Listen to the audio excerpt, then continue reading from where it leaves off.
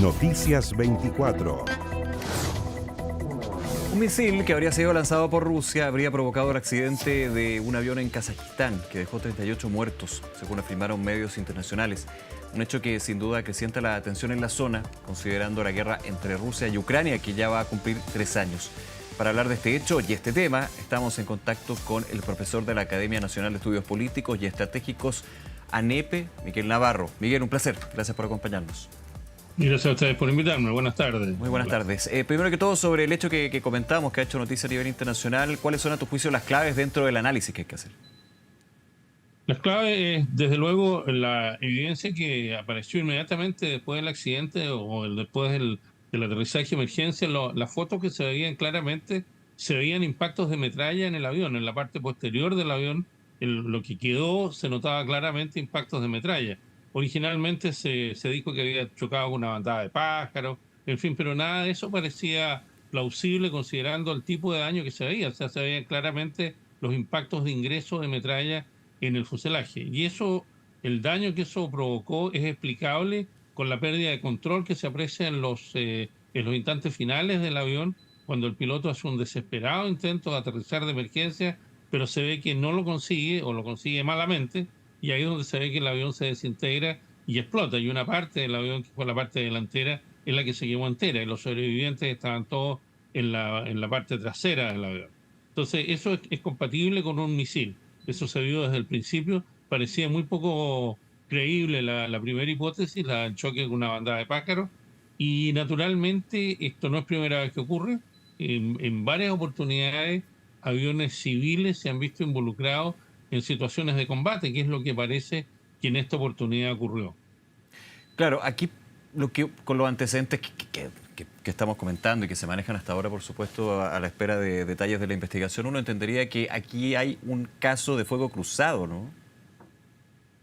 Claro, lo que pasó, lo que se ve hasta ahora es que el avión que iba en vuelo de Bakú a Grozny, en territorio ruso. Bueno, Grozny está en una zona de guerra, había sido atacado recientemente por drones ucranianos, y eso implicaba que las defensas antiaéreas rusas estaban alertadas y, por supuesto, la evidencia sugiere que confundieron este vuelo comercial, este vuelo civil, con un vuelo militar o con un ataque, algún tipo de amenaza que lo identificó la defensa antiaérea rusa, lo identificó como una amenaza, bueno, y lo enfrentó con un misil.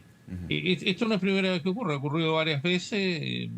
El año 88, un avión norteamericano, un buque norteamericano derribó un avión iraní en el Golfo Pérsico, al que confundió con un avión adversario, pero esto ocurrió durante una especie de combate que había en ese momento, y esta es una situación similar. Ya han ocurrido varios, incluso en la misma zona del Cáucaso han ocurrido en casos anteriores, el vuelo de Malaysian Airlines en el año 2018, en fin, han ocurrido varios casos similares.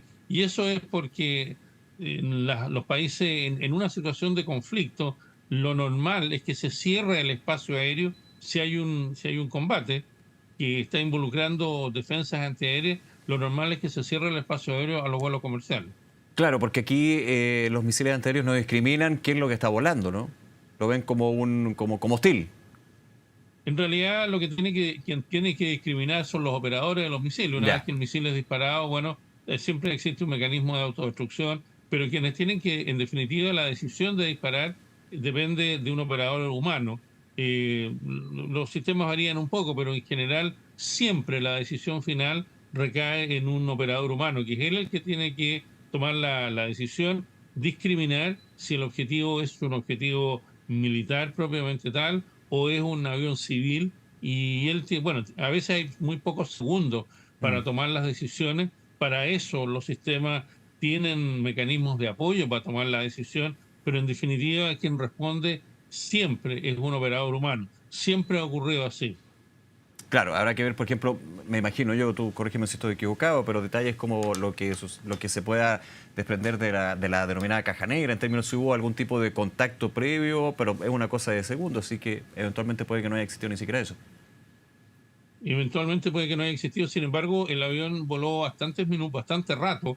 Después de haber sido impactado, los pilotos comunicaron que tenían problemas de control, comunicaron al control de tráfico aéreo ruso solicitando autorización para aterrizar de emergencia en territorio ruso, y la evidencia que hay hasta ahora, la información que ha aparecido, es que el control de tráfico aéreo ruso le negó la posibilidad y lo obligó a desviarse al territorio de Kazajistán, lo cual significó algunos minutos más de vuelo, y eso fue, en definitiva, ahí donde el piloto trata de aterrizar y no lo consigue, como se ve en las imágenes.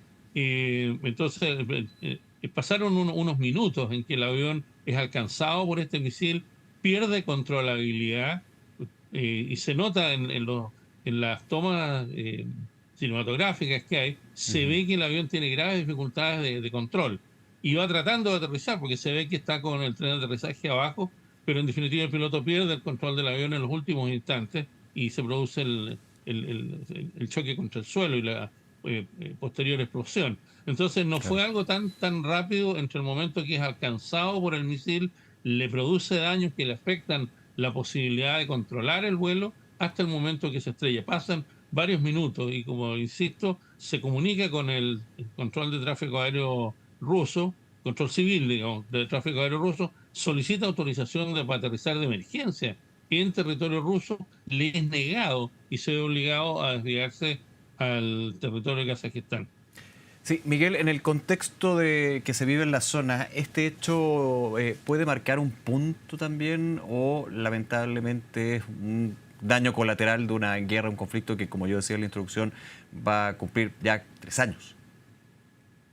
Yo creo que uno podría calificarlo de daño colateral, pero hay que tener en consideración que los países signatarios del Convenio de Aviación Civil Internacional, que en la jerga aeronáutica se conoce como el Convenio de Chicago, porque fue suscrito en el año 1944 en la ciudad de Chicago, bueno, obliga a todos los países a tomar las máximas precauciones respecto a la seguridad de las operaciones aéreas. Me refiero a las operaciones aéreas civiles. Rusia es miembro signatario, ratificó el tratado, así como prácticamente todos los demás países del sistema internacional hoy día firmaron, unos primero y otros después, pero todos firmaron el Convenio de Chicago, lo han ratificado y todos tienen una obligación de asegurar la máxima seguridad, valga la redundancia, garantizar la seguridad de las operaciones aéreas.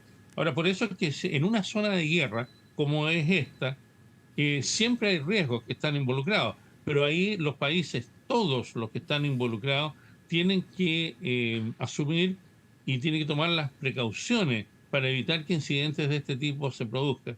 Pero insisto, esto ha ocurrido antes porque, claro, la zona de guerra genera un riesgo especial. Si hay un combate, se está combatiendo en un momento determinado y ingresa un vuelo civil, aunque pueda ser identificado como tal, siempre existe la posibilidad de un error. Alguien toma una decisión apresurada, equivocada, y produce una situación como esta. Ahora, lo que aquí hay que ver, aquí aparentemente la información que hay hasta ahora, yo manejo solo esa información que ha aparecido en los medios de prensa, aparentemente aquí habrían habido 2 situaciones. Primero, el impacto del misil, que en realidad no impactó directamente contra el avión, detonó en las proximidades, lo cual es normal en un caso de un misil antiaéreo, detonó en las proximidades del avión, le provocó daños serios que afectaron la posibilidad de controlarlo en vuelo, pero además de eso estuvo la segunda etapa, lo que ha trascendido a los medios, es que el piloto del avión solicitó autorización para aterrizar de emergencia en territorio ruso y esa autorización le habría sido denegada. O sea, ya aquí tenemos 2 situaciones que pusieron en riesgo o digamos afectaron primero la aeronavegabilidad en avión y en segundo lugar la circunstancia que, según lo que ha trascendido, insisto, el control de tráfico aéreo ruso no le permitió aterrizar de emergencia en territorio ruso y tuvo que desviarse bastante hasta donde finalmente trató de aterrizar y se produjo el accidente propiamente tal. Claro, entonces son 2 situaciones aquí. Minutos que podrían haber marcado la diferencia, digamos, en esta situación. Ahora, ampliemos un poquito también el aspecto del análisis, Miguel Navarro. El presente que se vive hoy con respecto al conflicto protagonizado por Rusia, Ucrania, pero finalmente también en Europa, a puertas de cumplirse 3 años y una situación que parece no acabar, ¿no? Bueno, el conflicto en realidad ha llegado prácticamente a un punto muerto. Los 2 contendores están un poco en compás de espera a ver qué pasa una vez que asuma el presidente Trump en Estados Unidos. Donald Trump ha dicho que en 24 horas va a poner fin al conflicto.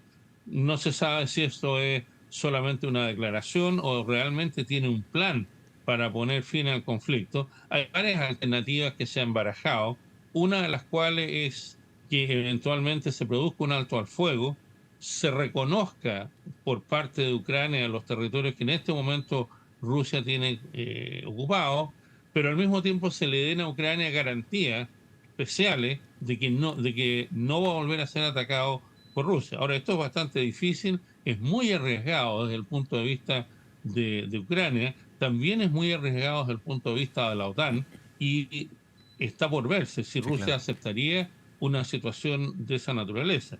Eh, esto, las similitudes históricas son bastante Sí, claro. importantes aquí y lo que está ocurriendo en este caso bien podría asimilarse con lo que pasó en 1938 con los acuerdos de Múnich, que le entregaron a la Alemania nazi prácticamente de Checoslovaquia sin la participación de Sí, Checoslovaquia. la participación. Y ese fue el inicio del desmembramiento de Checoslovaquia. Entonces, podría ser una cosa así, una situación así. Hay que tener mucho cuidado porque en este momento podría ser que la guerra de Ucrania es el punto de inflexión entre las ambiciones de Putin, más que de Rusia, las ambiciones de Putin respecto a la recuperación del antiguo territorio de la Unión Soviética. Y eso, por supuesto, Ujú. tiene impacto significativo en la seguridad de Europa, porque después de todo fueron parte alguna vez de Rusia, Finlandia, y no de la Unión Soviética, pero sí de Rusia, y los estados bálticos, que son Sí. miembros de la OTAN, todos. Finlandia entró hace poco en la OTAN y los estados bálticos llevan más tiempo en la OTAN, pero están todos protegidos por el paraguas de la OTAN. Entonces, ofrecerle a Ucrania la posibilidad de ser miembro de la OTAN, bueno, es una alternativa, pero sería parte de la negociación en este momento. Es una de las muchas alternativas. Sí. Ucrania ha insistido en la victoria final, en la recuperación total de sus territorios, pero se ve militarmente difícil en este momento lograrlo, especialmente por la superioridad tecnológica de Rusia y la circunstancia de que Occidente le sigue proporcionando ayuda militar, Miguel. eh, pero con ciertas restricciones, Ujú. especialmente el uso de algunos armamentos occidentales, en el caso de los cohetes de largo alcance norteamericanos y los Storm Shadows británico-francés, para atacar territorio en la profundidad del territorio ruso. Esto es precisamente para Ujú. no escalar el conflicto y para no involucrarse más los países occidentales en el conflicto. Es Tú. un equilibrio muy Sí, delicado, claro, muy pero la delicado. guerra hasta ahora está en una situación relativamente estancada. Ucrania resiste, Rusia mantiene la presión, pero mucho de esto yo creo que está pendiente lo que va a pasar una vez que el presidente Sí, Trump asuma quería, en quería ir a ese Washington ahora en punto. enero. Claro, quería ir a ese punto y sí, totalmente de acuerdo. Es un compás de espera, digamos, a lo que puede ser un actor tan relevante en esto, de forma indirecta, pero bastante presente, que es Estados Unidos y lo que ha dicho el presidente Trump. Ahora, dentro de las alternativas, dentro de las posibilidades, una que se ve improbable, no así en este tipo de conflictos imposible, es que haya una intervención más directa de Estados Unidos, más allá de entregar recursos como lo hizo la administración Biden. ¿Cómo ves tú esa posibilidad, que insisto, es más improbable por las implicancias preocupantes que tendría, pero quién sabe? Es poco probable, prácticamente imposible, Ya. porque una de las plataformas electorales de Donald Trump fue precisamente decir, mire, durante los 4 años que yo fui presidente no hubo nuevos conflictos, no se involucró a Estados Unidos en nuevas guerras, mientras que sí ha ocurrido con el gobierno del presidente Biden.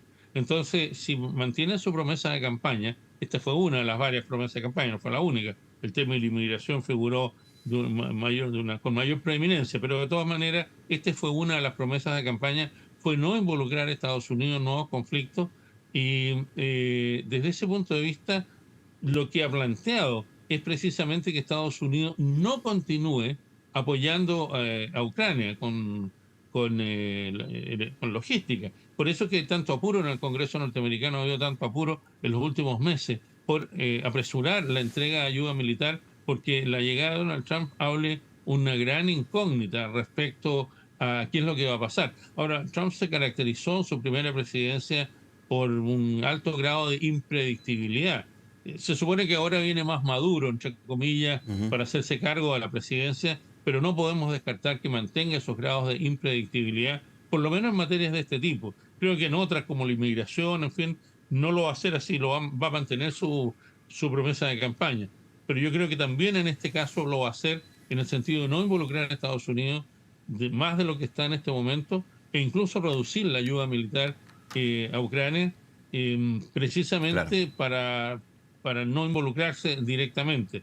Porque en este momento las tensiones en el mundo son sumamente altas. Hay varios analistas que han dicho que hemos estado en los últimos 3 o 4 meses muy cerca de la Tercera Guerra Mundial, más de lo que se estuvo prácticamente durante toda la Guerra Fría, y yo creo que en gran parte de eso pueden tener razón. Ucrania es uno de los grandes focos de conflicto. Está China, Taiwán, Sí.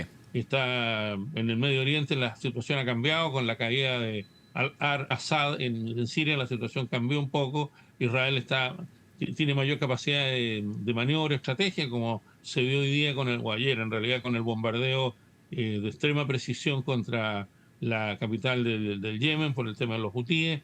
El programa en el Medio Oriente ha cambiado un poco, la situación geoestratégica en el Medio Oriente ha cambiado, pero otros focos de conflicto persisten, especialmente el foco de China-Taiwán y por supuesto el tema de Ucrania, pero el tema de Ucrania entra en un contexto más amplio que es la confrontación entre Rusia y la OTAN, que es un tema Claro. sumamente tenso.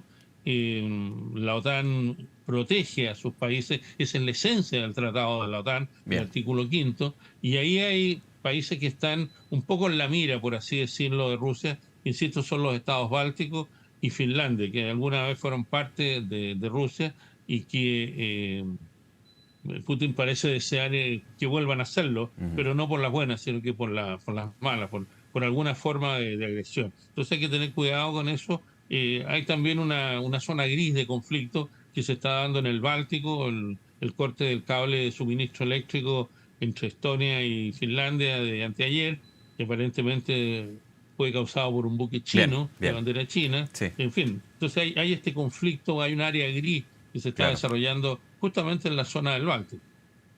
Miguel Navarro, muchísimas gracias nuevamente por tu tiempo y poder conversar sobre este tema, Miguel. Hasta luego. Hasta luego, gracias por la invitación. Gracias a ti.